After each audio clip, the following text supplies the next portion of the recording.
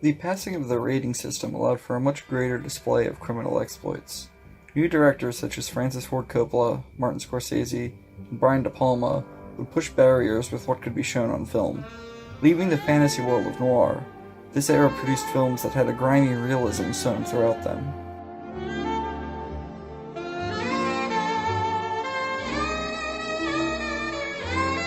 The late 1980s and early 1990s brought a revival of the mafia film. These started with The Untouchables, quickly allowing Coppola and Scorsese to return to the style that made them famous.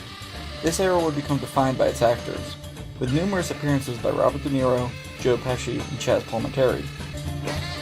The final trend in crime in the 20th century would be films whose main attraction was their twist endings. First done by The Usual Suspects, the late 1990s would focus on dark crime thrillers whose surprise endings would come to define the film. John Doe has the upper hand. Mills! You know, the top-grossing organized crime film was The Godfather. What?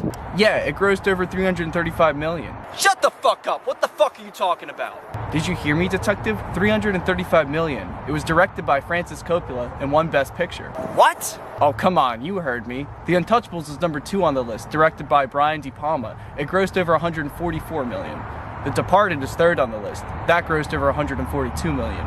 And won Best Picture, Best Director, Best Adapted Screenplay, Best Editing, and 3rd on the list is The Departed, released in 2006 and directed by Martin Scorsese. This film grossed $142 million. What the fuck did you just say? Then I researched the top grossing films for film noir movies. The first on the list is Notorious, directed by Alfred Hitchcock. It grossed over $10 million. Then, ranked number 2 is The Lost Weekend, made in 1945 and directed by Billy Wilder. That grossed over $9 million. Third on the list is a 1946 film called The Postman Always Rings Twice, directed by Trey Garnett. That grossed over $8 million. And what about mystery movies? Number 1 being 1999's The Sixth Sense, directed by M. Night Shyamalan. This movie grossed over $296 million.